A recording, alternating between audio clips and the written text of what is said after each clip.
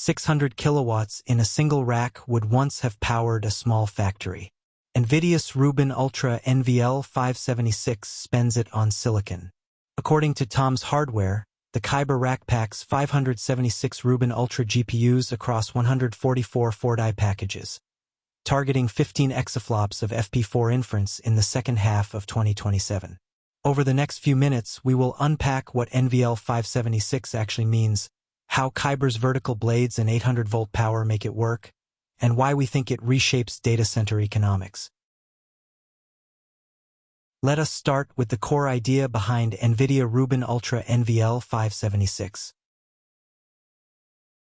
Here are the essentials of NVIDIA Rubin Ultra NVL576 in plain language, what it is and why it was introduced. The NVL576 name counts 576 Rubin Ultra GPUs in a single NVLink domain. According to NVIDIA, those sit on 144 packages, each fusing 4 reticle-sized compute dies, so the rack behaves like one enormous accelerator.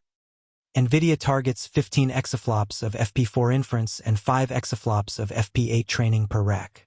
That is roughly a 14-fold jump over today's GB300 NVL72, aimed squarely at trillion-parameter model serving.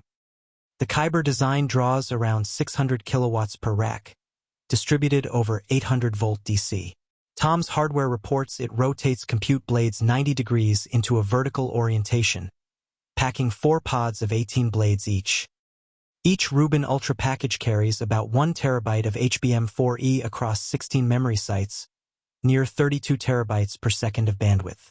Reportedly, custom 88-core Vera CPUs sit alongside them on each blade. Now let us look at why NVIDIA Rubin Ultra NVL576 matters in practice. Here is where NVIDIA Rubin Ultra NVL576 shows up in real products, teams, and decisions. We think the real story is the 600 kilowatts.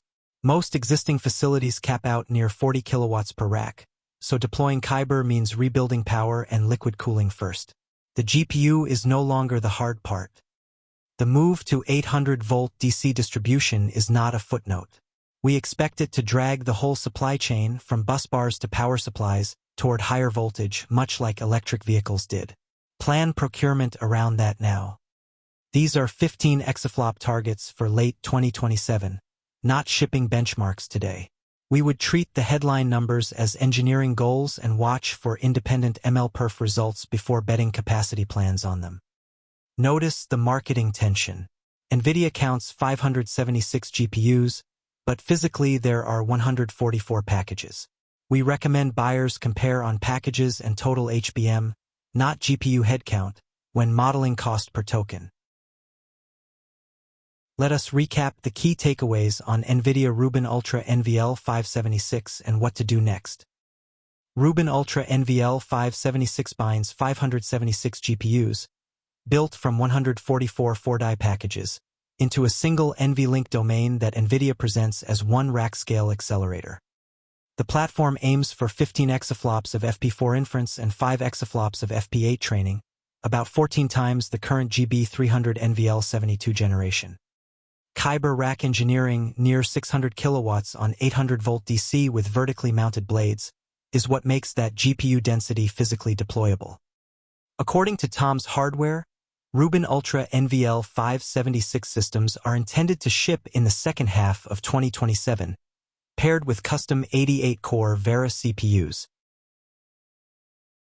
If this breakdown of Rubin Ultra and the Kyber rack helped the numbers click, consider subscribing so the next deep dive finds you.